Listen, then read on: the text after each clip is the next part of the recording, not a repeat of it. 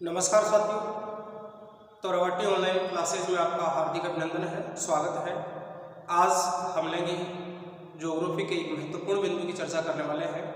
और आज का हमारा जो बिंदु रहेगा साथियों, जैसा आप देख पा रहे होंगे, पृथ्वी की गतियाँ आज का हमारा बिंदु है और इस पर हम विस्तार से चर्चा करने वाले हैं। तो सबसे पहले हम जानेंगे पृथ्वी के बारे में और उसके बाद में करेंगे हम चर्चा पृथ्वी की गतियों के बारे में। तो सबसे पहले हम जाने पृथ्वी क्या है। तो पृथ्वी एक ग्रह के रूप में है, तो सबसे पहले हम पृथ्वी के बारे में जानते हैं। पृथ्वी एक ग्रह के रूप में है, अर्थात पृथ्वी एक ग्रह है और वो ग्रह किस प्रकार से व्यवस्थित है, अर्थात ग्रह की स्थिति किस प्रकार से पाई जाती है। तो सबसे पहले हम देखें, जब सबसे पहले ग्रहों की उत्पत्ति हुई उस समय सभी ग्रह थे वो एक गैसीय पिंड के रूप में थे, अर्थात एक गर्म गैसीय पिंड था। और उस गर्म गैसीय पिंड से विभिन्न प्रकार के ग्रहों की स्थिति वर्तमान समय तक आते आते अलग हो गई है। तो पृथ्वी भी इसी प्रकार से एक गर्म गैसीय पिंड के रूप में जाना जाता है, अर्थात हम कह सकते हैं प्रथम अवस्था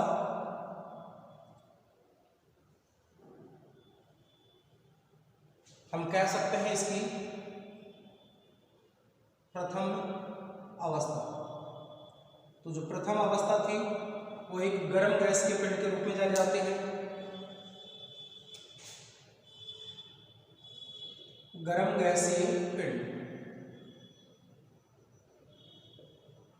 गर्म गैसीय पिंड था।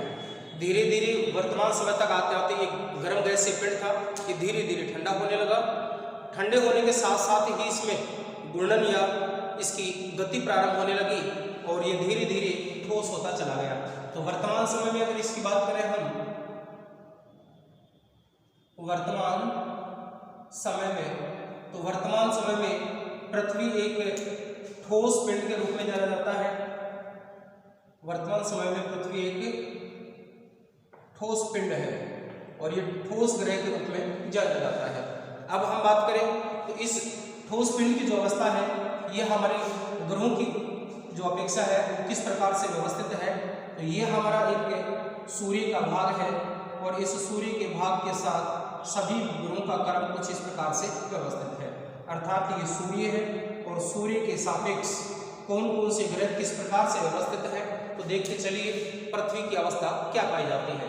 अगर हम बात करें सूर्य से दूरी के अनुसार, अगर यहाँ हम बात करें सूर्य से दूरी के अनुसार, सूर्य से दूरी के अनुसार या दूरी के क्रम में ग्रहों की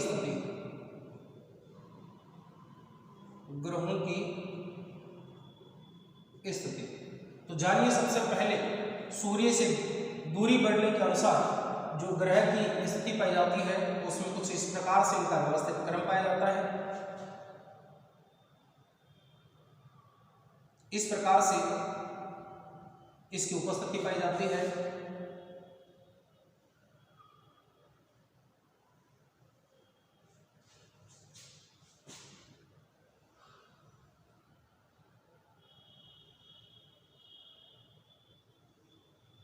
इस प्रकार से एक व्यवस्थित क्रम है। साथियों ध्यान दें, एक ऐसा क्रम जिसमें छोटे से बड़े की ओर और फिर अंत में छोटे की ओर इनकी व्यवस्था पाई जाती है। और ये ग्रह कौन कौन से होंगे तो ध्यान दीजिए, सूर्य से दूरी के अनुसार इन ग्रहों का जो क्रम होगा वो होगा सबसे पहले बुध ग्रह जो सूर्य के सबसे निकट पड़ता है, बुध, फिर आता है शुक्र, फिर आती है पृथ्वी, फिर आती है मंगल की स्थिति, इसके बाद आती है बृहस्पति की स्थिति, बृहस्पति के बाद आती है शनि की स्थिति, इसके बाद आती है अरुण की स्थिति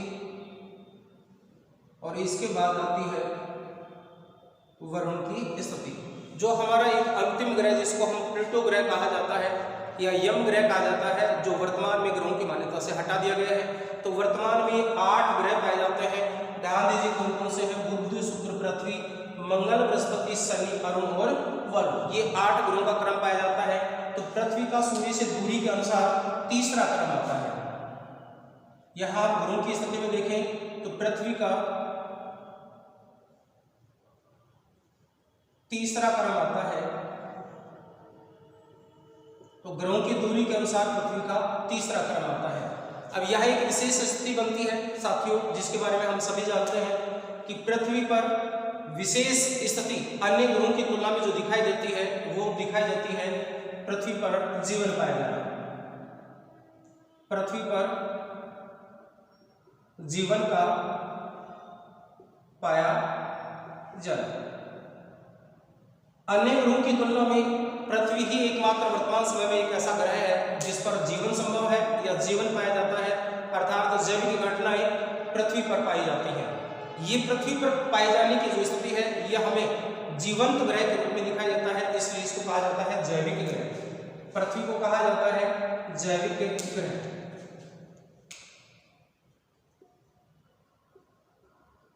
जैविक ग्रह के रूप में जाना जाता है। अब यहां से ध्यान देंगे, पृथ्वी एक जैविक ग्रह के रूप में तो है, लेकिन जैविक ग्रह के रूप में जो स्थिति पाई जाती है। अब देखिए साथियों, हमने यहां तक देखा कि प्रथम अवस्था एक गैसीय पिंड के रूप में थी, धीरे धीरे ये शीतल और ठोस होती चली गई। वर्तमान समय पृथ्वी एक ठोस ग्रह के रूप में पाई जाती है। अब यहां हम बात करें पृथ्वी के संदर्भ में, अन्य ग्रहों के संबंध में,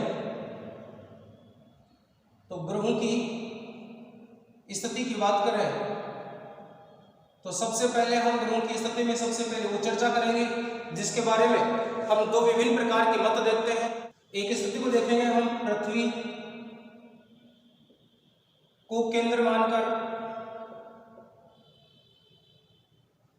पृथ्वी को केंद्र मानकर, और एक देखेंगे सूर्य को केंद्र मानकर। सूर्य को केंद्र मानकर। अब यहां से ध्यान देंगे, सबसे पहले जब हमने देखा प्राचीन समय में विभिन्न विद्वानों द्वारा अनेक प्रकार के विचार दिए गए और उन विचारों में सबसे पहले बताया गया कि पृथ्वी है वो स्थिर है, वो सूर्य की चारों ओर चक्कर लगाती है। लेकिन बाद में पता चला कि धीरे धीरे जब इस पर शोध किए गए तो यहाँ सूर्य की उपस्थिति को केंद्र मान करके विचार प्रस्तुत किया गया। सबसे पहले अगर हम देखें तो ये पृथ्वी के केंद्र को मान करके जो हमारी चर्चा हो रही थी, ये 16वीं शताब्दी से पूर्व की बात है। 16वीं शताब्दी से पूर्व, 16वीं शताब्दी से पूर्व, अर्थात हम बात करें कि भारत का एक विद्वान जिसको आर्यभट्ट कहा जाता है, आर्यभट्ट ने ये माना था कि पृथ्वी है वो एक गतिशील पिंड के रूप में है और वो सूर्य के चारों ओर चक्कर लगाती है। इससे पहले जितनी भी संकल्पनाएं दी गई, जितने भी विचार दिए गए, वो पृथ्वी को केंद्र मानकर और सूर्य को गतिशील मान करके दिए गए थे। बाद में पता चला आर्यभट्ट ऐसा विद्वान था जिसने 16वीं शताब्दी में बताया कि सूर्य है वो केंद्र में है और सभी ग्रह इसके चारों ओर चक्कर लगाते हैं। इस स्थिति में भारतीय विद्वान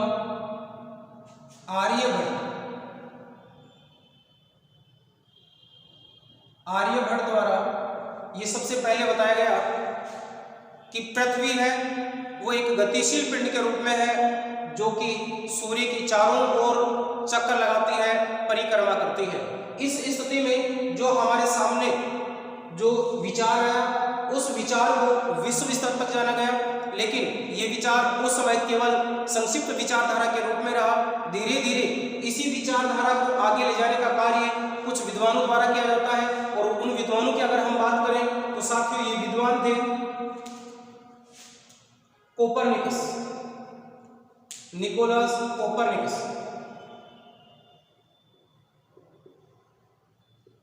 निकोलस कोपरनिकस, इस निकोलस कोपरनिकस द्वारा बताया गया कि सूर्य के सापेक्ष, सूर्य के सापेक्ष सभी ग्रह चक्कर लगाते हैं।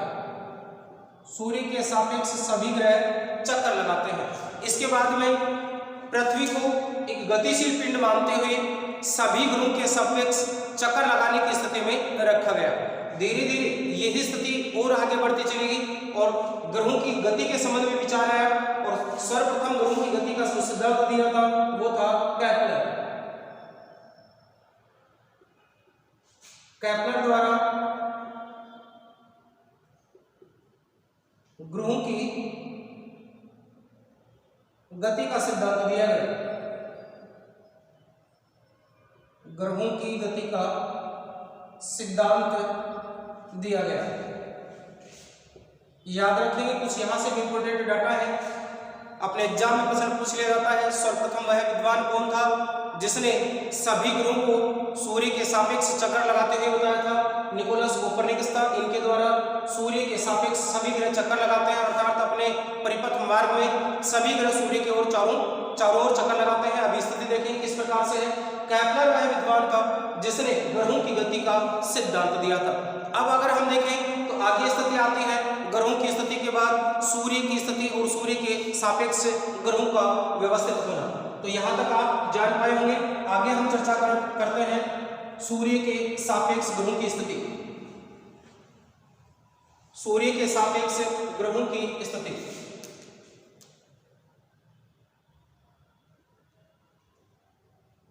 सूर्य के सापेक्ष ग्रहों की स्थिति। तो सबसे पहले हम देखें सूर्य के सापेक्ष ग्रहों की स्थिति किस प्रकार से है, फिर हम देखेंगे पृथ्वी के ग्रह के रूप में। तो सूर्य के सापेक्ष ग्रहों की स्थिति कुछ इस प्रकार से व्यवस्थित है। ये सूर्य की स्थिति है और इसके सापेक्ष सूर्य के सापेक्ष ग्रहों का जो व्यवस्थित क्रम है वो कुछ इस प्रकार से पाया जाता है।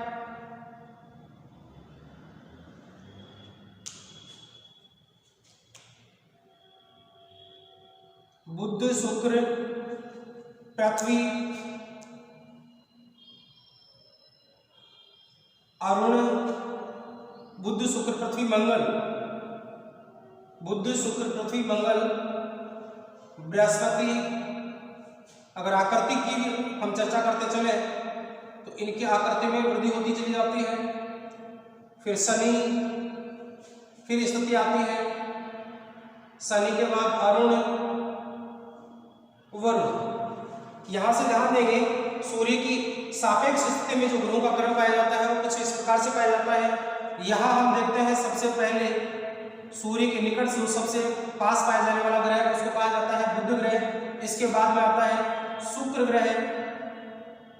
इसके बाद आती है पृथ्वी की स्थिति।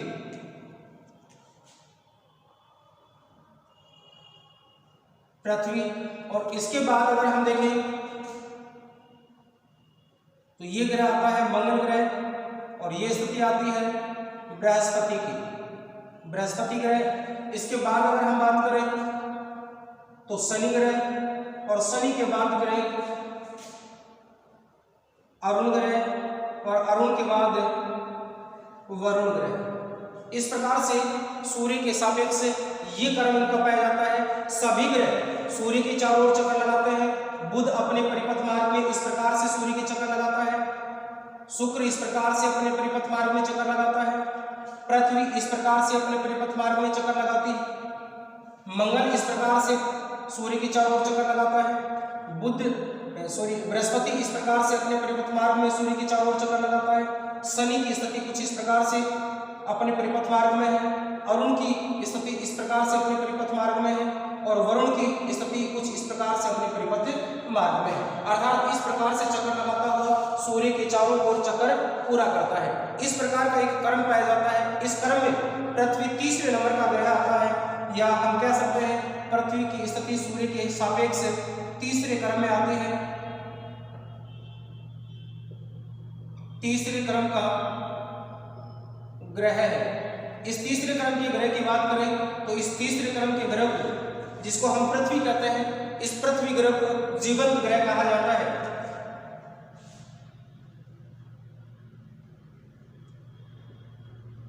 जीवंत ग्रह कहा जाता है। जीवंत ग्रह क्यों कहा जाता है? क्योंकि इस पर जीवन संभव है या जीवन पाया जाता है। इसलिए इसको जीवंत ग्रह कहा जाता है। अब जीवन इस पर पाया जाता है, अर्थात हम कह सकते हैं पृथ्वी पर जीवन निश्चित रूप से अन्य ग्रहों की तुलना में एक विशेष परिस्थिति पाई जाती है, और यही विशेष परिस्थिति सूर्य पर, जो सूर्य की उष्मा का प्रभाव है, सभी ग्रहों पर एक अलग अलग प्रभाव के साथ देखने को मिलता है। ऐसी एक स्थिति जो पृथ्वी के लिए अनुकूल मानी जाती है, और ये अनुकूल जो परिस्थिति है यही जीवन का एक पर्याय है या जीवन का आधार होता है। साथियों, हम देखते हैं कि इस प्रकार से हमारी जो पृथ्वी की ग्रहों के साथ स्थिति है, अन्य ग्रहों की तुलना में सापेक्ष यहाँ जीवन का जो संगीत सुनाई देता है या दिखाई पड़ता है, यही जीवन जो पृथ्वी को एक जीवंत ग्रह के रूप में या जीवित ग्रह के रूप में जाना जाता है। इस तीसरे क्रम के ग्रह की स्थिति क्यों ऐसी पाई जाती है, तो इसका मुख्य जो कारण होता है वो होता है सूर्य से एक निश्चित दूरी, और इन निश्चित दूरी के साथ में जो परिस्थिति पाई जाती है वो परिस्थिति क्या पाई जाती है, ध्यान से देखेंगे। सूर्य के साथ जो ये परिस्थिति पाई जाती है,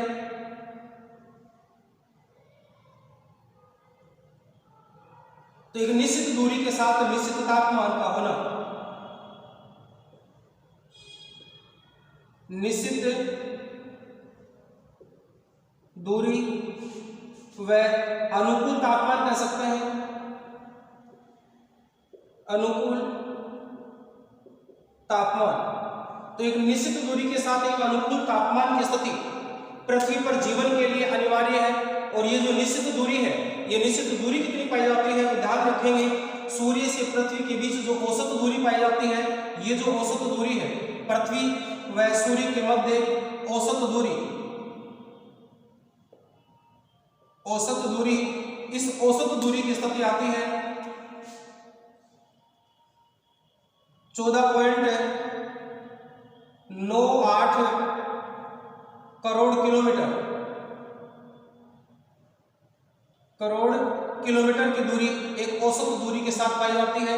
इसको हम लगभग कह सकते हैं 15 करोड़ किलोमीटर, 15 करोड़ किलोमीटर।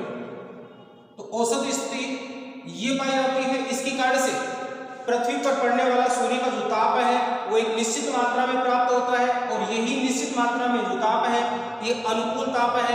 यही कारण है कि बुध और शुक्र पर जीवन संभव नहीं है। इससे कम ताप जो प्राप्त होता है ये भी जीवन के लिए अनुकूल नहीं है। इसलिए एक निश्चित ताप की स्थिति में पृथ्वी की उपस्थिति का होना और यहाँ पर जीवन का पाया जाना या जीवन के एक मधुर संगीत की जो अवस्था है वो हमें सुनाई देती है, या जीवन का आधार यहाँ बनता है इस पृथ्वी ग्रह पर। तो साथियों, इस प्रकार से हम देख रहे हैं कि सूर्य की एक सापेक्ष स्थिति में ग्रहों का एक क्रम पाया जाता है, और इस ग्रहों के क्रम में पृथ्वी तीसरे क्रम का ग्रह मानी जाती है। आगे की स्थिति में देखें तो पृथ्वी किस प्रकार की अवस्था रखती है, तो ध्यान दीजिए, यहाँ एक बार आप इसका स्क्रीनशॉट ले सकते हैं। साथियों, अब हम बात करेंगे पृथ्वी वर्तमान में एक ठोस ग्रह के रूप में है, ठोस ग्रह है। और जब ये स्थिति ठोस ग्रह के रूप में है तो इसकी आकृति की बात करें, आकृति सामान्यतः पृथ्वी की ग्रह की जो वर्तमान ठोस आकृति है इसके संदर्भ में भी बहुत सारे विचार हैं। विभिन्न विचारों के अनुसार इसकी आकृति को भिन्न भिन्न बताया गया। जिस प्रकार से अगर हम इनकी आकृति को लें तो इसकी आकृति कुछ इस प्रकार से व्यवस्थित की गई कि ये तस्तरी के समान है,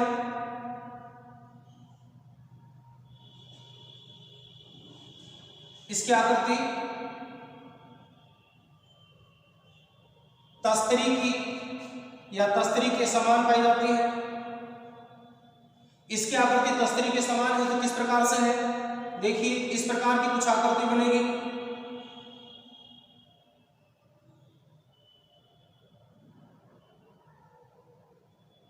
या हम कह सकते हैं अगर दो प्लेटों को जोड़ दिया जाए, इस प्रकार की जो आकृति है ये तस्तरी की आकृति होगी। इस प्रकार की आकृति तस्तरी की आकृति होगी। इसके बाद विचार आया कि पृथ्वी तस्तरी के समान तो गोल नहीं है, लेकिन पृथ्वी की जो आकृति है वो किसके समान है, वो अंडाकार अवस्था में है। अंडाकार अवस्था में पाई जाती है। और अंडाकार अवस्था को बताया तो अंडा जिसको हम सामान्यतः देखते उसकी आकृति कुछ इससे मिलती जुलती होती है या इस प्रकार की होती है, इस प्रकार की आकृति होती है। तो पृथ्वी की आकृति ऐसी भी नहीं है, इस आकृति की भी नहीं है। तो पृथ्वी की आकृति फिर बताई गई कि गेंद के समान गोल होगी,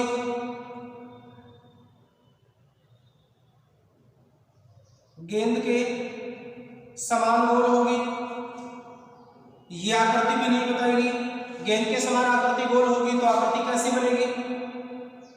बिल्कुल पूर्ण गोलाकार आकृति होगी, इस आकृति में होगी। पृथ्वी की वास्तविक आकृति ये भी नहीं है। तो अंत में जो विचार आया, जो पृथ्वी की वास्तविक आकृति को बताता है, उसको कहा जाता है पृथ्वी की आकृति जियोड के समान है या भूभाग के समान है। पृथ्वी की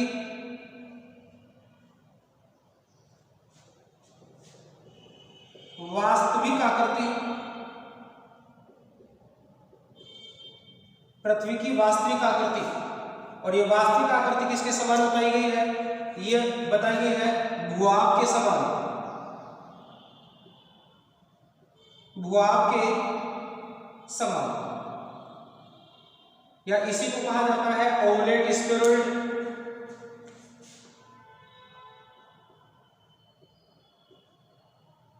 ओवलेट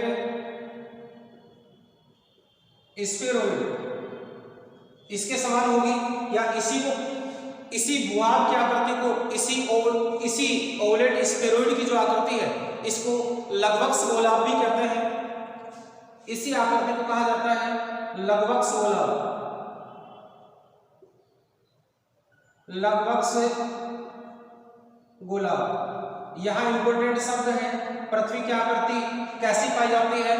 लघुवक्ष गोलाभ की आकृति पाई जाती है। कैसी होती है लघुवक्षीय आकृति या लघुवक्ष गोलाभ की आकृति कैसी होती है, इसको अभी हम जानेंगे। तो इस लघुवक्ष जो गोलाभ की आकृति होती है, इसी को कहा जाता है जियोड। इसी आकृति को कहा जाता है जियोड।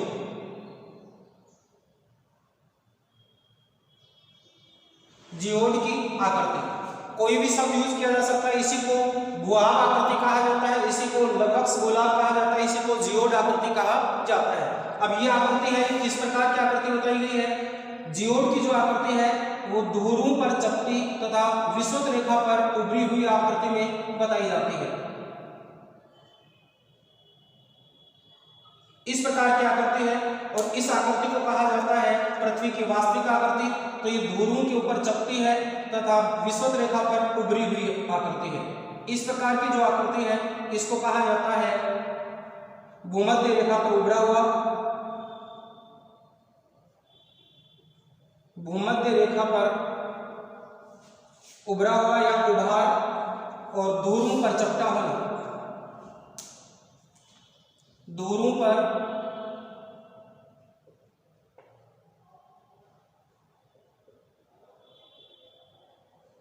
चपटी आकृति। अगर इस आकृति की बात करें तो यही आकृति पृथ्वी की वास्तविक आकृति मानी जाती है, जिसको जियोड कहा जाता है, लघुवक्ष गोलाभ कहा जाता है। तो ये थी हमारे ग्रह के संबंध में कि पृथ्वी वास्तव में किस प्रकार से पाई जाती है, पृथ्वी की आकृति कैसी है। अब हम चर्चा करेंगे इसको और भी विस्तार के साथ। तो हम सबसे पहले इस भूभाग की आकृति के बारे में देखेंगे कि भूभाग की आकृति किस प्रकार से है। तो ये साथियों जानेंगे। सबसे पहले यहाँ तक की जो आकृति है या जो आकृति के विभिन्न प्रकार बताए गए हैं। पृथ्वी की आकृति तस्तरी के समान पाई जाती है, ये भी कथन गलत था। धीरे धीरे पता चला पृथ्वी की आकृति अंडाकार होगी, ये भी वर्तमान परिस्थितियों में सापेक्ष सही नहीं है। फिर बताया पृथ्वी गोल होगी, पूर्णाकार गोल में होगी, ये स्थिति भी नहीं पाई जाती है। पृथ्वी ध्रुवों पर चपटी तथा भूमध्य रेखा पर उभार की अवस्था में पाई जाती है, इसको कहा जाता है पृथ्वी की वास्तविक आकृति। इसी को कहा जाता है भूभाग की आकृति, इसी को जियोड के नाम से जाना जाता है या लघुवक्ष गोलाभी आकृति कहा जाता है। ये पृथ्वी की वास्तविक आकृति का हम एक चित्र बना रहे हैं।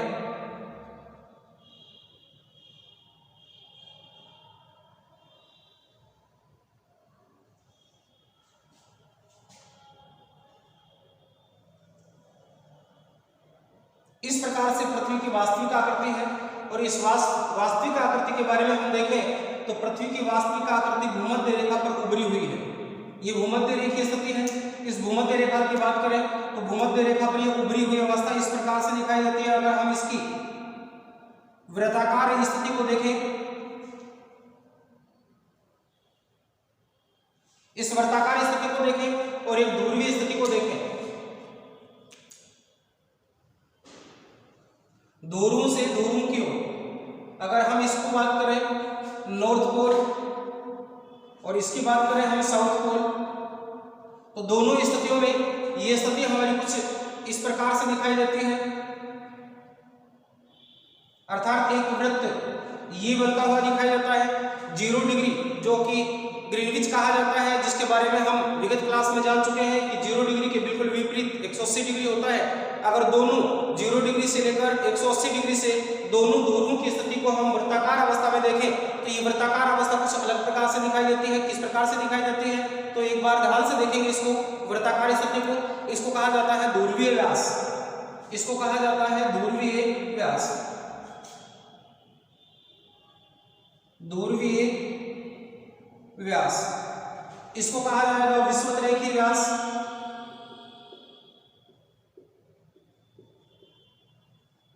विषुवतरेखीय व्यास। वास्तव में इससे पता चलेगा कि पृथ्वी की आकृति किस प्रकार से पाई जाती है या कौन सी अवस्था में स्थित है। यहाँ हम पृथ्वी की भूमध्य रेखीय स्थिति की बात कर रहे हैं कि यहाँ उभार पाया जाता है, ध्रुव चपटी अवस्था में पाई जाती है। तो पृथ्वी की जो ध्रुवीय व्यास की स्थिति है ये छोटी पाई जाती है, 12,714 किलोमीटर, 12,714 किलोमीटर ध्रुवीय व्यास पाया जाता है। वहीं अगर हम विषुवतरेखीय व्यास की बात करें तो ये 12,715.6 12,700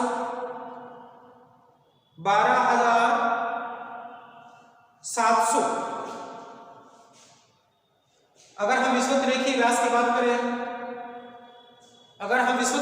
की बात करें, तो ये पाया जाता है 12,756.6 किलोमीटर। तो हम कह सकते हैं कि इस विषुवतरेखीय व्यास की तुलना में ध्रुवीय व्यास है ये छोटा पाया जाता है। अर्थात पृथ्वी भूमध्य रेखा पर बड़े आकार में है, वही ध्रुवीय आकार में छोटी पाई जाती है।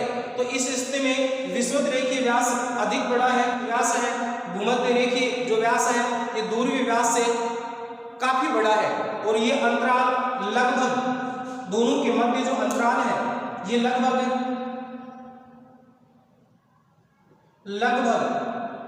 43 किलोमीटर अंतराल के साथ पाया जाता है।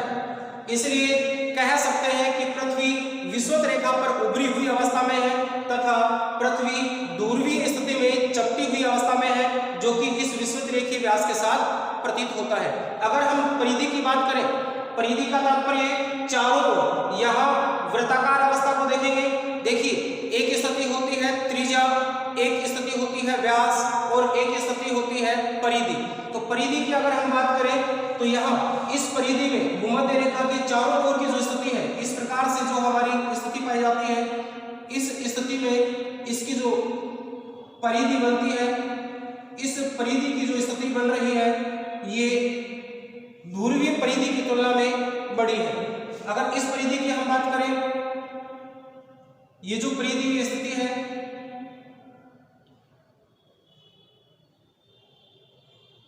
इस परिधि की तुलना में विषुवतरेखीय जो परिधि है वो बड़ी पाई जाती है। किस प्रकार से पाई जाती है इसका अगर हम संबंध देखें तो ध्रुवीय जो परिधि होती है वो 40,008 किलोमीटर ही होती है। या इस परिधि की हम बात करें तो ये परिधि 40,008 किलोमीटर ही पाई जाती है। अगर हम विषुवत रेखीय परिधि की बात करें तो ये परिधि, विषुवत रेखीय परिधि की बात करें तो ये जो परिधि होती है इसका विस्तार अधिक पाया जाता है। तो इसका विस्तार पाया जाता है 40,000। कितना विस्तार है, ये इससे ज्यादा बड़ी है। कितना विस्तार पाया जाता है 40,075 किलोमीटर। तो ये भी इससे व्यक्त होता है कि पृथ्वी विषुवत रेखा पर अधिक बड़ी पाई जाती है अर्थात उभरी हुई अवस्था में पाई जाती है, ध्रुवीय अवस्था में चपटी पाई जाती है, और इसी अवस्था को कहा जाता है लगभग से गोलाव की आकृति, या यही पृथ्वी की जो आकृति है इस आकृति को कहा जाता है लगभग से गोलाव, लगभग से गोलाव, लगभग से गोलाव की आकृति होती है, या इसी आकृति को हम जियोड कहते हैं, जियोड शेप कहा जाता है, जियोड की आकृति कही जाती है, और इसी को कहा जाता है भूभाग। तो इस भूभाग की आकृति को समझ पाए होंगे किस प्रकार की आकृति पृथ्वी की भूभाग आकृति मानी जाती है। तो ये विषुवत रेखीय जो स्थिति है वो परिधि की तुलना में, ध्रुवीय जो परिधि है इसकी तुलना में बड़ी पाई जाती है। विषुवत रेखीय परिधि 40,075 किलोमीटर पाई जाती है, तो ध्रुवीय जो परिधि है ये केवल 40,008 किलोमीटर ही पाई जाती है। ये स्थिति ये बात व्यक्त करती है कि पृथ्वी ध्रुवों की अवस्था में कम चौड़ी है तथा विषुवत रेखीय अवस्था में अधिक चौड़ी पाई जाती है। अब अगर इसी स्थिति को हम पृथ्वी की वास्तविक आकृति को हम गतियों के साथ देखेंगे तो गति से पहले सबसे पहले हम देखेंगे पृथ्वी के झुकाव की अवस्था को।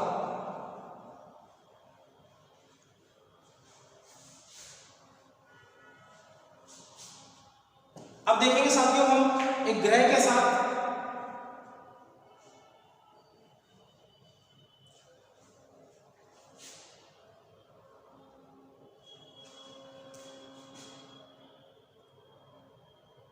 पृथ्वी की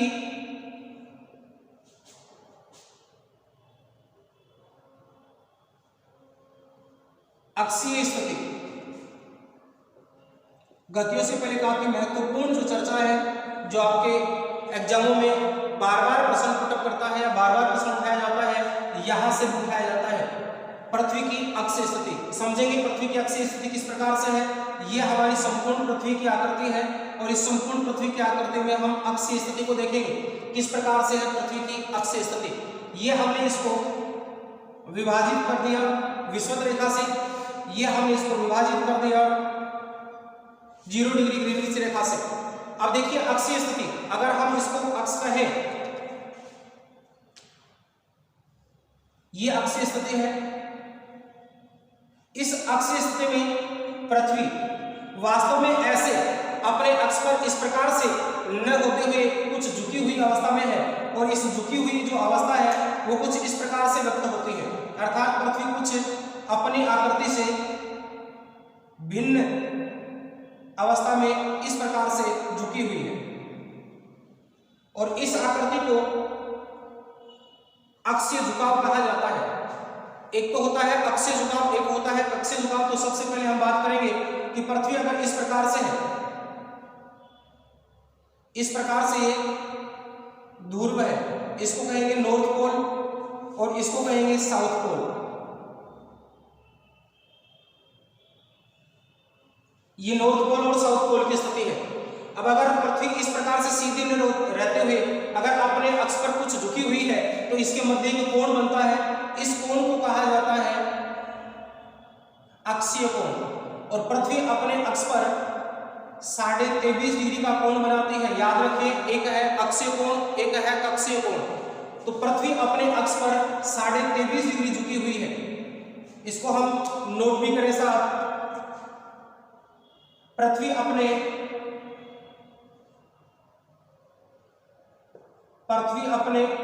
अक्ष पर 23.5 डिग्री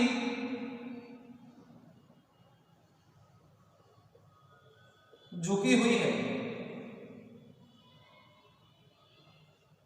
23.5 डिग्री झुकी हुई है। अब बनता है हमारा कक्षीय स्थिति। तो ये जो स्थिति है, इस स्थिति में ये जो कोण बनेगा, इस कोण को कहा जाता है कक्षीय कोण। और ये स्थिति अगर हम 90 डिग्री से देखें तो 90 डिग्री से हमारी जो स्थिति कक्षा के रूप में दिखाई देती है 23.5 डिग्री झुकाव के बाद, तो ये स्थिति बनती है 66.5 डिग्री। तो ये पृथ्वी का कक्षीय झुकाव पाया जाता है। इसको कहा जाता है पृथ्वी का कक्षीय झुकाव।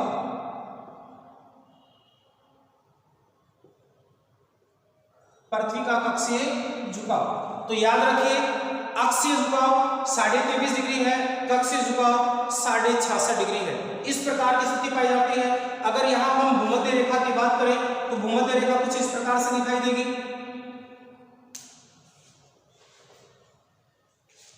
सीधी नहीं रहती हुई भूमध्य रेखा की जो स्थिति है वो कुछ इस प्रकार से बनेगी।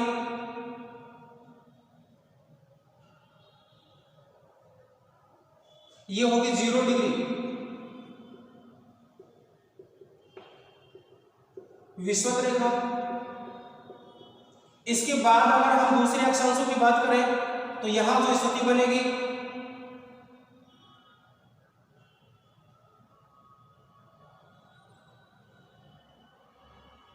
इसको कहा जाएगा 23.5 डिग्री, 23.5 डिग्री उत्तरी अक्षांश। इसी को कहा जाता है कर्क रेखा। यही स्थिति समान दक्षिण की ओर बनती है। यहां दक्षिण की ओर बनने वाली इस स्थिति को कहा जाएगा 23.5 डिग्री दक्षिणी अक्षांश, और इस 23.5 डिग्री दक्षिणी अक्षांश को कहा जाता है मकर रेखा। तो पृथ्वी की वास्तव में कुछ इस प्रकार से आकृति होती है, और इस आकृति में पृथ्वी अपने अक्ष पर, ये जो अक्षीय स्थिति है इसमें कुछ झुकी हुई है, और इस अक्षीय स्थिति का जो झुकाव है वो 23.5 डिग्री पाया जाता है, तथा पृथ्वी अपने कक्षा में जो झुकाव रखती है, कोण बनाती है, वो 66.5 डिग्री का कोण बनाती है। तो याद रखना पृथ्वी अपने अक्षीय झुकाव पर कितने डिग्री का कोण बनाती है? 23.5 डिग्री का कोण बनाती है। पृथ्वी अपने कक्षीय झुकाव में कितने डिग्री का कोण बनाती है? तो 66.5 डिग्री का कोण बनाती है। आगे हम इसकी गतियों के साथ चर्चा भी करेंगे। इस गति से या इस प्रकार का जो झुकाव है वो किस प्रकार का एक लक्षण दिखाई पड़ता है, या पृथ्वी पर अपने इस झुकाव के कारण से क्या परिस्थितियां हमारे सामने उत्पन्न होती हैं। तो ये थी हमारी पृथ्वी की अपनी अक्षीय स्थिति और पृथ्वी की अपनी कक्षीय स्थिति। तो अक्षीय स्थिति में 23.5 डिग्री और कक्षीय स्थिति में 66.5 डिग्री के साथ झुकाव रखती है। अब आगे हम देखेंगे पृथ्वी की गतियों के बारे में चर्चा करेंगे। तो अगली स्थिति है हमारी पृथ्वी की गति। चलिए देखते हैं साथियों पृथ्वी की गतियों के बारे में। अब अपना जो मेजर पॉइंट है यहाँ से आता है पृथ्वी की गतियां। इससे पहले जो संभावित क्वेश्चन बनने की स्थिति है और पृथ्वी के बारे में जो सामान्य जानकारी है वो हमने प्राप्त की है। अब देखिए पृथ्वी की गतियां 2 प्रकार की होती हैं। एक गति को कहा जाता है घूर्णन गति। इस घूर्णन गति को ही कहा जाता है परिभ्रमण गति। परिभ्रमण गति, इस परिभ्रमण गति को कहा जाता है रोटेशन।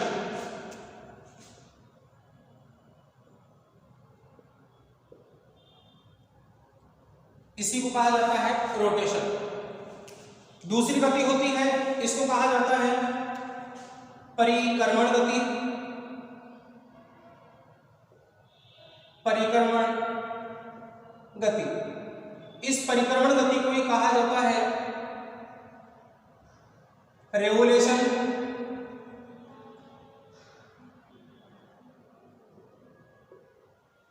रेवोल्यूशन साथियों दोनों में एक जो सामान्य सा अंतर है वो भी साथ ही देखें।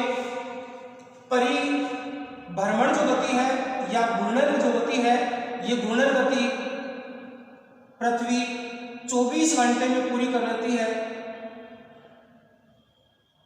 लगभग इसका जो समय होता है वो 24 घंटे होता है, और 24 घंटे में दिन रात बन जाते हैं, इसलिए इस गति को कहा जाता है दैनिक गति। आगे की स्थिति में हम समय को भी देखेंगे, इसीलिए इस गति का नाम होता है दैनिक गति। अर्थात 24 घंटे के अंतराल पर पृथ्वी अपना एक चक्कर पूरा कर लेती है। इस चक्कर के कारण दिन रात बनते हैं और इस गति को कहा जाता है दैनिक गति। इस परिक्रमण गति है, ये जो परिक्रमण गति है लगभग 1 वर्ष में पूरा करते हैं, इसलिए इसको कहा जाता है वार्षिक गति। ये चक्कर 1 वर्ष में पूरा करती है, 1 वर्ष में पूरा करती है, और 1 वर्ष में पूरा करने के कारण इसको कहा जाता है वार्षिक गति। तो वार्षिक गति किसे कहा जाता है? वार्षिक गति परिक्रमण गति को कहा जाता है, दैनिक गति घूर्णन गति को कहा जाता है, या परिभ्रमण गति को कहा जाता है। अब सबसे पहले तो हमें देखिए देखेंगे कि ये घूर्णन गति क्या है, उसके बाद में देखेंगे हम परिक्रमण गति के बारे में। तो सबसे पहले जानिए घूर्णन गति के बारे में। आखिर घूर्णन गति क्या होती है? पृथ्वी अपने अक्ष पर, अभी हमने बात की कक्ष और अक्ष की, पृथ्वी अपने अक्ष पर झुकी हुई अवस्था में ही अपने मूल स्थान से सूर्य के इर्द गिर्द, देखिए अपने ही अक्ष पर टिकी हुई, इस प्रकार से एक चक्कर पूरा कर दे, इसको कहा जाता है घूर्णन गति। पृथ्वी की दो प्रकार की गतियां हैं। एक गति को अगर हम देखें तो एक गति की स्थिति होगी, वो होगी इस प्रकार से, ये सूर्य की उपस्थिति है, इस सूर्य की उपस्थिति में, या हम देखिए सूर्य की उपस्थिति कुछ इस प्रकार से है, ये सूर्य की उपस्थिति है और सूर्य की उपस्थिति में पृथ्वी अपने ही अक्ष पर इस प्रकार से एक चक्कर पूरा कर ले, इसको कहा जाता है घूर्णन गति। और इस प्रकार से अनेक चक्कर लगाती हुई पृथ्वी सूर्य के चारों ओर भी एक चक्कर पूरा कर लेती है। इस सूर्य की चारों ओर चक्कर पूरा करने की जो स्थिति होती है, इसको कहा जाता है परिक्रमण गति। तो एक अपने अक्ष पर टिक करके चक्कर पूरा करती है, इसको कहा जाता है घूर्णन गति, और एक इस प्रकार से चक्कर लगाती हुई सूर्य के भी चारों ओर चक्कर पूरा कर लेती है। ये चक्कर पूरा करती है, ये पूरा करती है एक वर्ष में, इसको कहा जाता है वार्षिक गति। और जब पृथ्वी अपने ही अक्ष पर एक चक्कर पूरा कर लेती है, इसको कहा जाता है दैनिक गति। दैनिक गति 24 घंटे में लगभग पूरा कर लेती है। तो सबसे पहले हम इसके बारे में जाने कि जो घूर्णन गति है, इस घूर्णन गति की जो वास्तविक स्थिति है, ये अपने अक्ष पर ही चक्कर पूरा लगाती है। घूर्णन गति है ये पृथ्वी अपने अक्ष पर, पृथ्वी अपने अक्ष पर चक्कर लगाती है, पृथ्वी अपने अक्ष पर चक्कर लगाती है, इसको कहा जाता है घूर्णन गति। जब पृथ्वी अपने अक्ष पर चक्कर लगाती है, अर्थात एक ही स्थान पर झुकी हुई अवस्था में इस प्रकार से एक चक्कर पूरा कर लेती है, इसको कहा जाता है अक्षीय झुकाव के साथ लगने वाला चक्कर। और जब इस एक चक्कर को पूरा कर लेता है, इसी को कहा जाता है दैनिक गति। ये दैनिक गति कितने समय में पूरा करती है? तो सबसे पहले हम देखें तो ये जो चक्कर पूरा लगा रही है, ये जो चक्कर पूरा होता है, ये लगभग अपना जो समय होता है वो 23 घंटे 56 मिनट और 4.09 सेकेंड का समय होता है। तो समय की बात करें तो ये समय जिसको हम 24 घंटे या दिन रात का समय बताते हैं, ये चक्कर लगाती है 23 घंटे 56 मिनट और 4.09 सेकंड में पूरा करती है। एग्जाम में अगर डिजिट को देकर के पूछा जाए तो काफी इंपॉर्टेंट है। 23 घंटे 56 मिनट 4.09 सेकंड में पृथ्वी एक चक्कर अपना पूरा करती है, और यही एक चक्कर कहलाता है दैनिक गति, या इसी को कहा जाता है घूर्णन गति। जब ये घूर्णन गति पृथ्वी अपने अक्ष पर चक्कर लगा रही होती है, तो किस दिशा में चक्कर लगाती है? तो पृथ्वी अपने पश्चिम से पूर्व की ओर चक्कर लगाती है। किस प्रकार से चक्कर लगाती है? तो सबसे पहले तो हम देखें इसकी दिशा। दिशा क्या होती है? इस घूर्णन गति की जो दिशा होती है, ये पश्चिम से पूर्व होती है, पश्चिम से पूर्व होती है। इसी पश्चिम से पूर्व दिशा को कहा जाता है वामाव्रत, वामाव्रत चक्र। और इसी वामाव्रत को कहा जाता है एंटी क्लॉकवाइज, एंटी क्लॉकवाइज।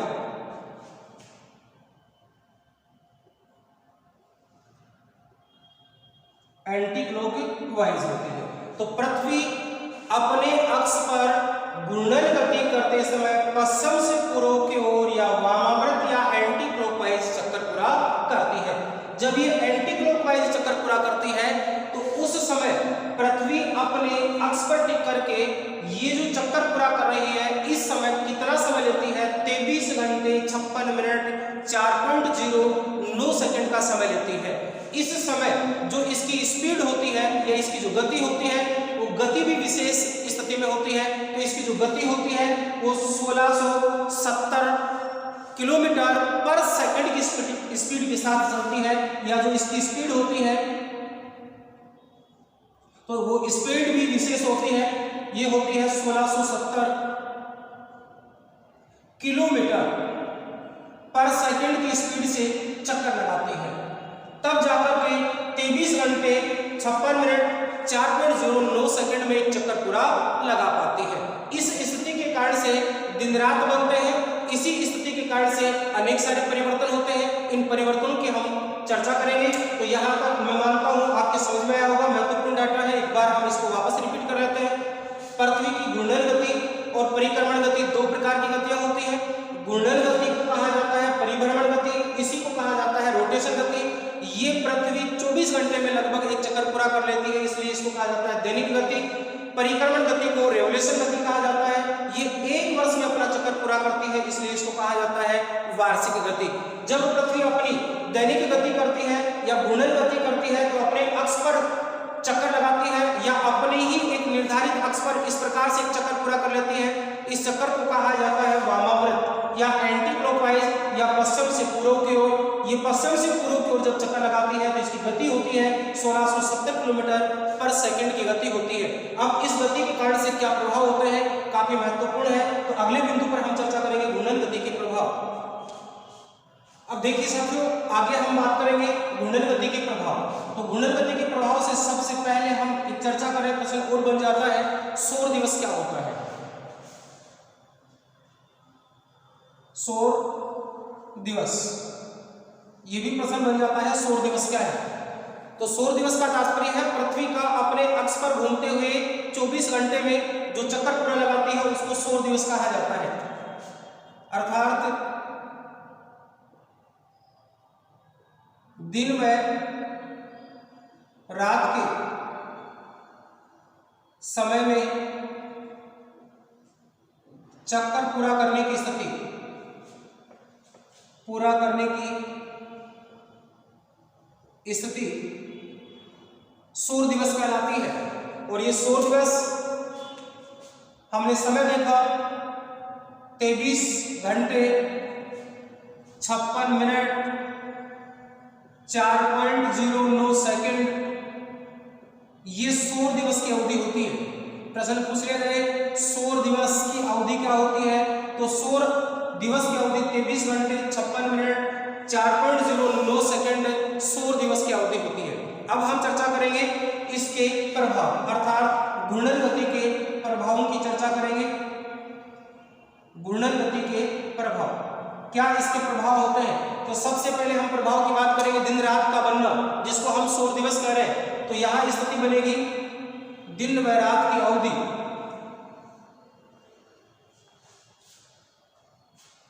दिन व रात का बनना। पहला प्रभाव होगा दिन व रात का बनना। किस प्रकार से होगा दिन व रात का बनना, तो ध्यान से एक बार समझने का प्रयास करना। सूर्य की उपस्थिति कुछ इस प्रकार से है, ये सूर्य की उपस्थिति है और इसके सामने पृथ्वी इस प्रकार से अवस्थित है। अब पृथ्वी में जो भाग पृथ्वी का सूर्य के सामने होता है, अर्थात ये जो उपस्थिति होती है सूर्य की सामने वाले भाग की, ये होती है दिन की स्थिति। अर्थात एक भाग जहां सूर्य की उपस्थिति हमें पृथ्वी के ऊपर दिखाई देती है, इस भाग को कहा जाता है दिन की अवस्था।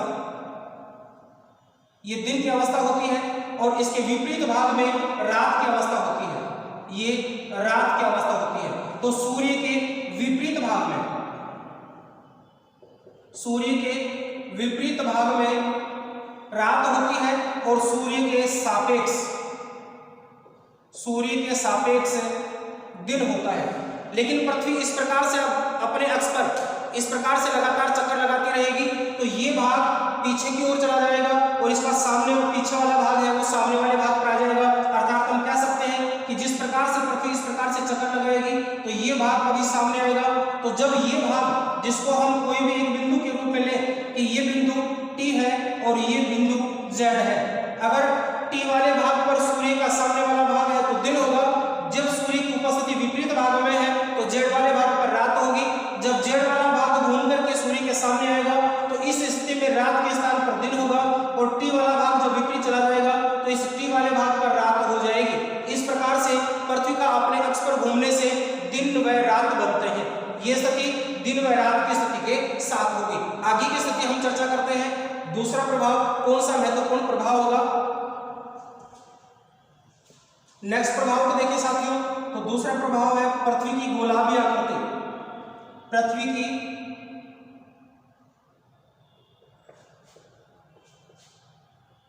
गोलावी आकृति, जिसको हम जियोड आकृति के रूप में जानते हैं, देख चुके हैं कि पृथ्वी जब अपने अक्ष पर घूर्णन करती है तो घूर्णन के कारण पृथ्वी का मध्यवर्ती भाग उभर करके जहां ज्यादा घूर्णन हो रहा है उस ज्यादा घूर्णन वाले भाग में पृथ्वी का उभार आ गया, लेकिन जहां घूर्णन की क्रिया कम हो रही थी उस कम घूर्णन वाले भाग पर पृथ्वी दबी रह गई या चपटी अवस्था में रह गई। तो इस आकृति को हम एक बार पुनः बना करके देखें कि पृथ्वी कुछ इस प्रकार की अवस्था में व्यवस्थित है और इस आकृति में जो अक्षीय स्थिति है वो इस प्रकार से है और ये पृथ्वी की भूमध्य रेखीय स्थिति है। इस भूमध्य रेखीय स्थिति में पृथ्वी का इस प्रकार से उभरा हुआ होना और यहाँ ध्रुवीय स्थिति है, इस ध्रुवीय स्थिति में पृथ्वी का अपने अक्ष पर झुके हुए इस प्रकार से व्यवस्थित होना, अर्थात ये जो अवस्था है इसको हम कहेंगे नॉर्थ पोल और इसको कहेंगे हम साउथ पोल, दक्षिणी ध्रुव और उत्तरी ध्रुव। इस ध्रुवीय अवस्था में पृथ्वी इस प्रकार से दबी हुई अवस्था में है। इस दक्षिणी ध्रुव पर भी पृथ्वी की आकृति इस प्रकार से कुछ दबी हुई अवस्था में है। पृथ्वी का मध्यवर्ती भाग जो उभार के रूप में पाया जाता है ये घूर्णन गति के कारण से है, अर्थात हमने देखा था पृथ्वी पर भूमध्य रेखा पर उभार पाया जाता है, उभार पाया जाता है, अर्थात ये विषुवत रेखीय स्थिति है। तो विषुवत रेखीय क्षेत्र में पृथ्वी का उभरा हुआ होना और ध्रुवीय स्थिति में पृथ्वी का चपटा होना, ध्रुवीय स्थिति और ध्रुवीय स्थिति होती है ये चपटी अवस्था में होती है, दबा हुआ होना और दबा हुआ होने का तात्पर्य चपटा। तो इस प्रकार की जो आकृति बनती है ये पृथ्वी की घूर्णन गति की परिणाम स्वरूप ऐसी आकृति का निर्माण होता है। तो दूसरा प्रभाव होता है दिन रात के बनने के बाद पृथ्वी की गोलावी आकृति का होना, पृथ्वी की घूर्णन गति है। अगर प्रश्न पूछ लिया जाए पृथ्वी की घूर्णन गति नहीं होती तो पृथ्वी की आकृति कैसी होती, तो पूर्ण गोल की आकृति होती या गेंद के समान गोल होती, लेकिन वर्तमान समय में पृथ्वी की गोलावी जो आकृति है वो पृथ्वी की घूर्णन गति के कारण से पाई जाती है। नेक्स्ट स्थिति की बात करेंगे ज्वार भाटा की स्थिति का, तो यहाँ एक बार इसका स्क्रीनशॉट ले लें। नेक्स्ट प्रभाव की बात करें तो प्रभाव नंबर 3 देखेंगे हम, दैनिक उत्पन्न होने वाले ज्वार या भाटा की स्थिति। तो दैनिक रूप से या प्रतिदिन जो ज्वार भाटा आता है उसका कारण पृथ्वी की घूर्णन गति के कारण से पाया जाता है। किस प्रकार से आता है एक बार चित्र में देखने का प्रयास करना। पृथ्वी की स्थिति कुछ इस प्रकार से है, पृथ्वी की आकृति कुछ इस प्रकार से है, चंद्रमा की स्थिति कुछ इस प्रकार से है। अगर हम चंद्रमा की स्थिति को बनाएं इस प्रकार से चंद्रमा की स्थिति है।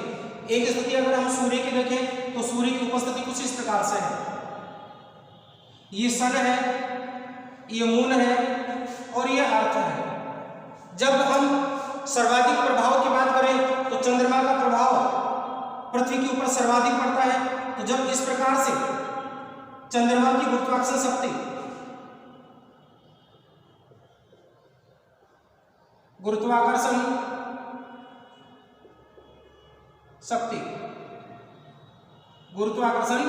शक्ति इस गुरुत्वाकर्षण शक्ति के कारण से पृथ्वी पर पाया जाने वाला जो जलीय भाग है वो कुछ इस प्रकार से उभर करके सामने आ जाता है और इसके विपरीत वाले भाग पर भी जब इस प्रकार से उभर करके सामने निकलता है।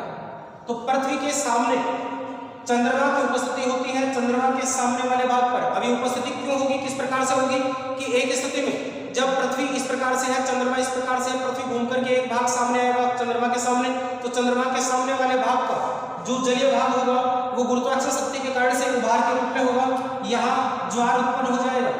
इस भाग को कहा जाता है ज्वारीय स्थिति। ज्वार उत्पन्न होगा। अब ज्वार उत्पन्न होगा तो ध्यान देना जब सूर्य चंद्रमा और पृथ्वी इस प्रकार से एक क्रम में व्यवस्थित हो तो इस समय उत्पन्न होने वाला जो ज्वार होगा वो दीर्घ ज्वार होगा। इस ज्वार को कहा जाएगा दीर्घ ज्वार, दीर्घ ज्वार। इसके विपरीत पृथ्वी अपने द्वारा बल छोड़ती है और उस बल के कारण से भी उत्पन्न होगा वो ज्वार, ये भी होगा दीर्घ ज्वार, दीर्घ ज्वार।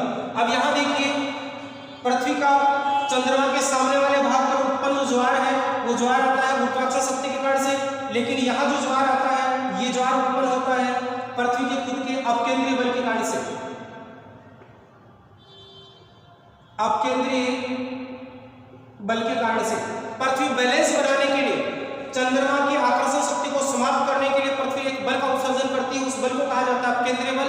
तो पृथ्वी के अपकेंद्रीय बल के कारण से चंद्रमा के विपरीत वाले भाग पर बिल्कुल एक समान वही स्थिति उत्पन्न होती है जो चंद्रमा के सामने वाले भाग पर पृथ्वी के सामने जो ज्वार उत्पन्न होता है वही ज्वारीय स्थिति पृथ्वी के विपरीत वाले भाग पर होती है, जहां चंद्रमा का विपरीत भाग दिखाई देता है या विपरीत स्थिति बनती है।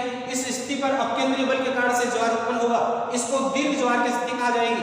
जब ये स्थिति आती है तो इस भाग पर जलीय जो स्थिति होती है वो भाटे के रूप में होती है, अर्थात यहाँ जब पानी का उभार होगा तो यहाँ पानी सबसे नीचे अवस्था में होगा, इसको कहा जाता है भाटा। अब थोड़ा सा समझने का प्रयास करना कि पृथ्वी अपने अक्ष पर इस प्रकार से घूमती हुई अपने पश्चिम से पूर्व की ओर घूमती इस प्रकार से आगे आएगी, तो ये स्थिति एक बार जहां ये बन रही है ये स्थिति यहां पहुंचेगी, फिर ये स्थिति यहां पहुंचेगी, ये स्थिति यहां पहुंचेगी और ये स्थिति यहां पहुंचेगी। इस प्रकार से स्थिति बदलते ही जो ज्वारीय उच्च दीर्घ ज्वार के रूप में पाई जाती है, ये दीर्घ ज्वार की स्थिति जब यहाँ चली जाएगी तो इस स्थान पर जो लघु ज्वार आ रहा है ये सामने वाले भाग पर आएगा, यहाँ दीर्घ ज्वार की स्थिति उत्पन्न होगी। तो इस प्रकार से जो दैनिक ज्वार आते हैं उन दैनिक ज्वार का कारण भी पृथ्वी की घूर्णन गति होती है। तो समझ पाए होंगे किस प्रकार से आएगा, चंद्रमा की गुरुत्वाकर्षण शक्ति के कारण से पृथ्वी का वह भाग जो जलीय अवस्था में होता है इसमें लहरें उत्पन्न होती है, ऊंची ऊंची लहरों के रूप में ऊंचा ज्वारीय स्थिति होती है जिसको दीर्घ ज्वार कहा जाता है। पृथ्वी के इसी बिल्कुल विपरीत भाग में जब पृथ्वी चंद्रमा के सामने वाले भाग में ज्वार उत्पन्न करती है, इसके विपरीत भाग में पृथ्वी इस गुरुत्वाकर्षण शक्ति को समाप्त करने के लिए एक स्वयं का बल छोड़ती है, इस बल को कहा जाता है अपकेंद्रीय बल, और इस अपकेंद्रीय बल पर भी यही स्थिति उत्पन्न होती है, दीर्घ ज्वारीय स्थिति उत्पन्न होती है। इस स्थिति में दो बार स्थिति बनती है, जब एक समान परिस्थिति में दो बार दीर्घ ज्वार आता है तो इस दैनिक जो ज्वार की स्थिति होती है ये पृथ्वी की घूर्णन गति के कारण से उत्पन्न होती है। नेक्स्ट चर्चा करते हैं, एक बार इसका स्क्रीनशॉट लें। चलिए देखते हैं नेक्स्ट अगले बिंदु को, और यहां हमने देखा अपकेंद्रीय बल। तो अपकेंद्रीय बल, अपकेंद्रीय बल का उत्पन्न होना या पृथ्वी पर जो अपकेंद्रीय बल उत्पन्न होता है उसका परिणाम भी क्या होता है, पृथ्वी की घूर्णन गति होती है, जिसके बारे में हम विस्तार से समझ चुके हैं कि पृथ्वी जब अपने अक्ष पर घूर्णन गति कर रही होती है तो पृथ्वी के सामने वाला भाग, वह भाग जो चंद्रमा के सामने होता है, ज्यादा गुरुत्वाकर्षण बल लगता है, उस विपरीत स्थिति में पृथ्वी एक अपकेंद्रीय बल का उत्सर्जन करती है और इस अपकेंद्रीय बल के कारण से भी ज्वार उत्पन्न होता है कि जिसको केंद्रोपसारी बल कहा जाता है। अब यहाँ सबसे पहले हम देखेंगे केंद्रोपसारी जो बल होता है, ये केंद्रोपसारी बल सबसे ज्यादा कहाँ लगेगा और न्यूनतम कहाँ लगेगा। सबसे पहली बात तो ये है, देखिए केंद्रोपसारी बल की बात है, इसको भार फेंकने वाला बल कहा जाता है या बाहर की ओर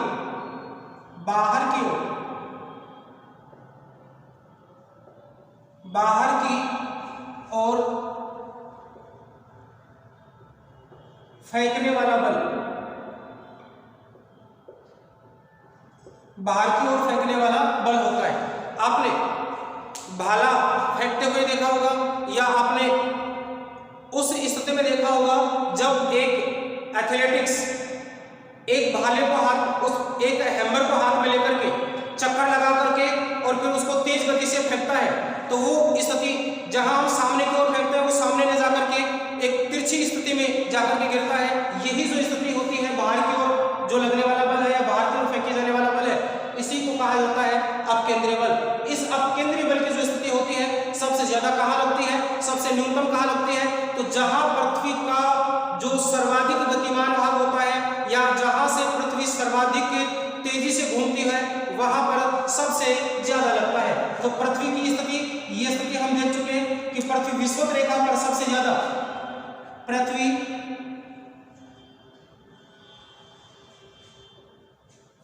विषुवत रेखा पर सर्वाधिक घूमती है,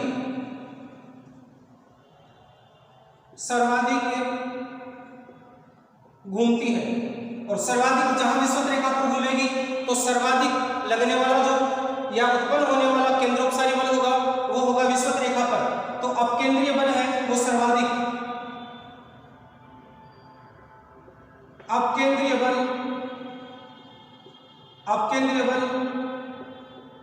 सर्वाधिक विषुवत रेखा पर लगता है या भूमध्य रेखा पर लगता है।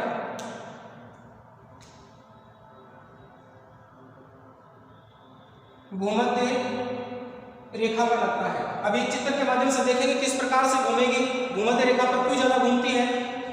अगर इसकी बात करें तो न्यूनतम कहाँ होगा, अगर सर्वाधिक भूमध्य रेखा पर है तो ये न्यूनतम बल कहाँ होगा, तो केंद्रोपसारी बल जहां पृथ्वी सबसे कम घूमेगी उस स्थिति में होगा। तो जो ध्रुवीय अवस्था है जो एक लोड के रूप में होती है यहां न्यूनतम होगा। तो ध्रुवीय स्थिति में या ध्रुवों पर सबसे कम होगा, ये कह सकते हैं कि न्यूनतम ध्रुवों पर लगता है, ध्रुवों पर न्यूनतम होता है। ध्रुवीय स्थिति में केंद्रोपसारी जो बल होता है वो न्यूनतम होता है, भूमध्य रेखा पर सर्वाधिक होता है। अब एक बार एक माध्यम से समझेंगे, एक चित्र बनाया जा रहा है। देखना, ये हमारे पास में एक टायर है और इसका एक धुरा है, इसके चारों ओर इस प्रकार से ये टायर का धुरा है और इसको हमने एक मान लिया नॉर्थ पोल, और इस नॉर्थ पोल से ये हमारी विषुवत रेखीय स्थिति है। विषुवत रेखा ये है ध्रुवीय स्थिति, ये है ध्रुव। अब अगर पृथ्वी को इस प्रकार से चक्कर लगाना पड़े, यानी पश्चिम से पूर्व की ओर इस प्रकार से गति करे, इस स्थिति में गति करे, तो आपको पता होगा कि इस भाग को बिल्कुल थोड़ा घूमना पड़ेगा। अगर हम इस स्केल के माध्यम से देखें, इस पेन के माध्यम से देखें, इस मार्कर के माध्यम से देखें, तो इस भाग को अगर अधिक घूमना पड़ रहा है तो इस नोक को कम घूमना पड़ रहा है। ये धीमी गति से घूमेगा, ये तेजी से घूमेगा।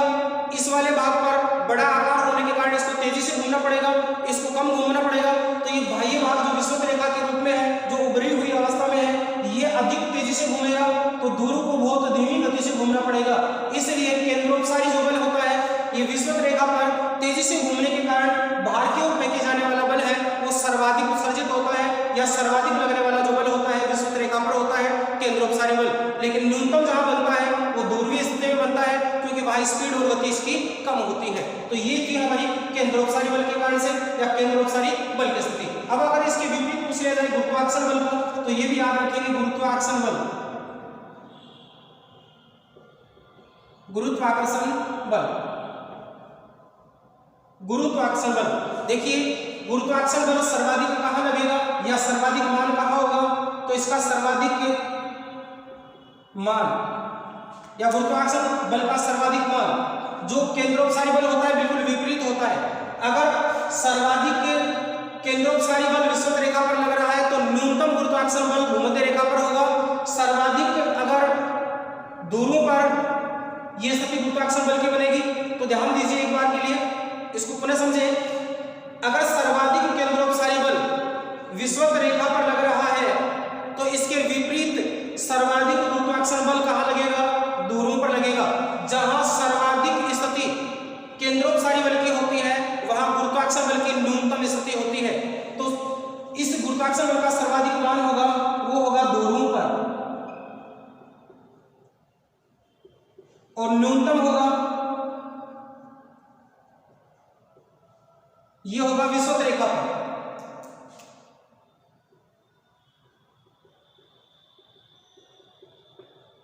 विषुवत रेखा पर साथियों एक उदाहरण के माध्यम से समझने का प्रयास करना।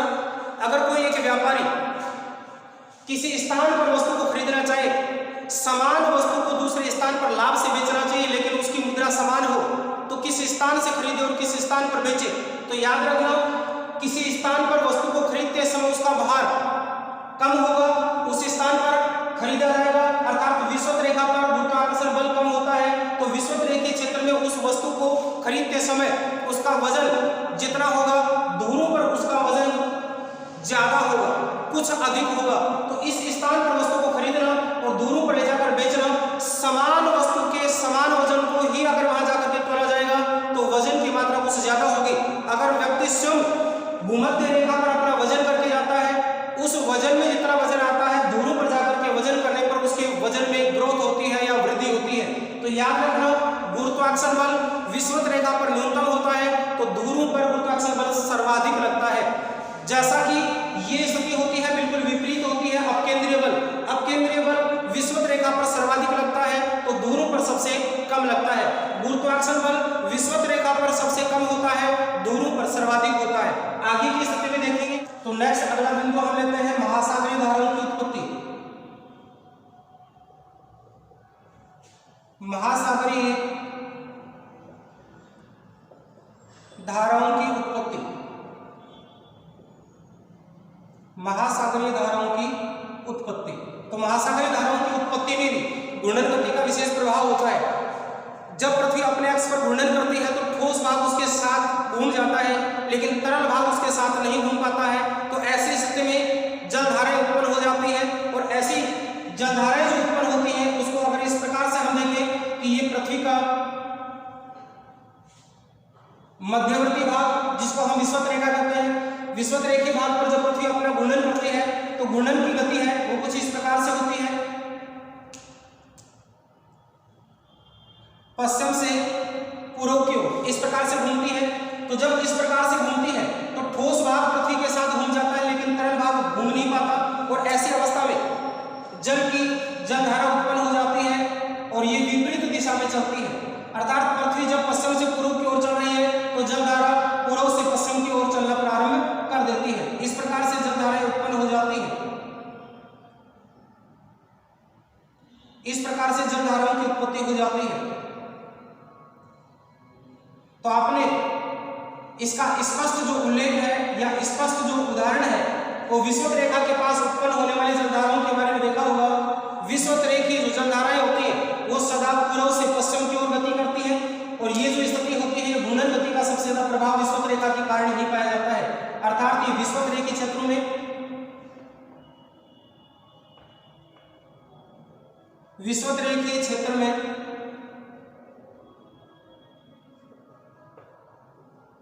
स्पष्ट दिशा दिखलाई पड़ती है, स्पष्ट दिशा दिखलाई पड़ती है। किस प्रकार से होती है ये दिशा? तो विषुवत रेखीय क्षेत्रों में जो जलधाराएं हैं इनकी जो दिशा होती है ये पूर्व से पश्चिम होती है। दिशा पूर्व से पश्चिम होती है। किसकी होती है? जलधारा की बात कर रहे हैं। जलधारा की दिशा पूर्व से पश्चिम होती है, लेकिन पृथ्वी की जो दिशा होती है पृथ्वी की घूर्णन दिशा ये होती है पश्चिम से पूर्व।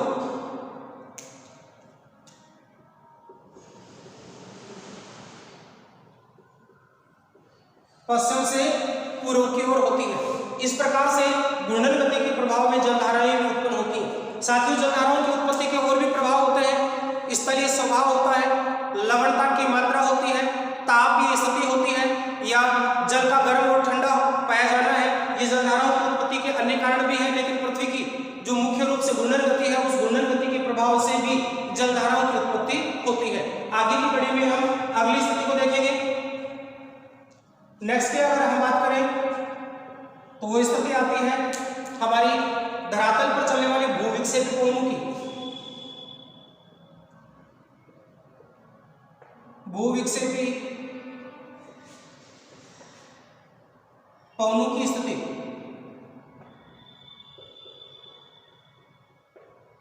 भूविक्षेपी पवनों की स्थिति सामान्यतः एक सीधा सिंपल सा एग्जांपल हम लेते हैं। बाइक चला रहे होते हैं, बाइक के साथ हम जुड़े हुए होते हैं। हम जो ही बाइक के साथ में आगे चलते हैं, हवा जो कि वातावरण में होती है जो हमारे साथ संपर्क में नहीं होती है, जो ही हम बाइक के साथ चलते हैं हमारी कुछ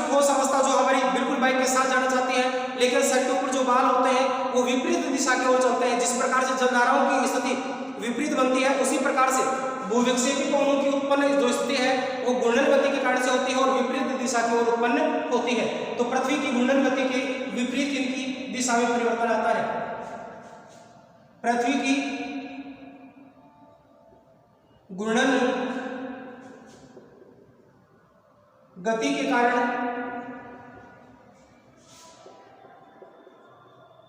पवनों की उत्पत्ति व दिशा ये भी उत्पन्न होती है। अब आगे और अंतिम हम कड़ी को देखें तो इसका अंतिम जो प्रभाव है वो भी देख लेते हैं, और वो है प्रदीप्ति व्रत। प्रदीप्ति व्रत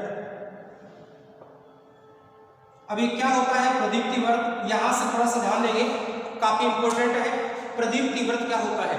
तो प्रदीप्ति व्रत हमने जब दिन और रात की स्थिति को देखा था तो एक अवस्था देखी थी कि पृथ्वी का वह भाग जो सूर्य के सामने होता है, या ये जो सूर्य की स्थिति होती है इसके सामने हमारा जो पृथ्वी का भाग होता है, जिसका आधा भाग हमें सूर्य की उपस्थिति में और आधा भाग सूर्य की अनुपस्थिति में दिखाई देता है। अर्थात एक उपस्थिति जो कि सूर्य के सामने होती है, इस भाग पर दिन की स्थिति होती है और इसके विपरीत रात की स्थिति होती है। विपरीत में रात होती है। तो जिस भाग से, जिस स्थान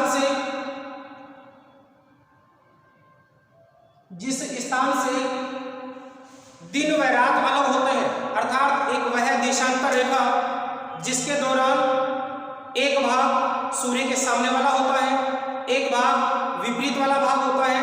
जब वह दो देशांतर जो कि समान स्थिति को रखकर दिन व रात की स्थिति को बनाते हैं, या सूर्य के सामने वाले भाग की वह स्थिति जिसके विपरीत वाला देशांतर एक स्थिति में रात्रि को उत्पन्न करता है और एक स्थिति दिन को उत्पन्न करती है, ऐसे देशांतरीय व्रत को कहा जाता है प्रदीप्ति व्रत। जैसे 0 डिग्री के विपरीत 180 डिग्री है, ये प्रदीप्ति व्रत का निर्माण करते हैं।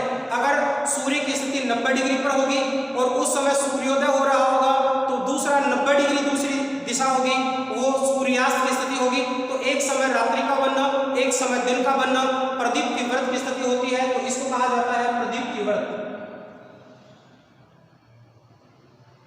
प्रदीप्ति व्रत होता है, इसको प्रदीप्ति व्रत कहा जाता है। अगर 0 डिग्री की बात करें तो 0 डिग्री के विपरीत ध्यान देना, सूर्योदय और सूर्यास्त, सूर्योदय व सूर्यास्त। तो सूर्योदय व सूर्यास्त की स्थिति जहां मिलती हुई दिखाई दे रही, एक तरफ सूर्य उदय हो रहा है, एक तरफ सूर्य अस्त हो रहा है। सूर्योदय की स्थिति जो सामने वाला भाग बन रहा है दिन की स्थिति में होगा, जहां सूर्यास्त हो रहा है वहां रात्रि की स्थिति बनना प्रारंभ होगी। तो ऐसा भाग जो कि दिन व रात को विभाजित करता है, इसको प्रदीप्ति व्रत कहा जाता है। तो याद रखिए प्रदीप्ति व्रत क्या है? वह देशांतर है जो दिन व रात को विभाजित करता है। वह देशांतर रेखाएं, वह देशांतर रेखाएं जो दिन व रात को अलग करती है, दिन व रात को अलग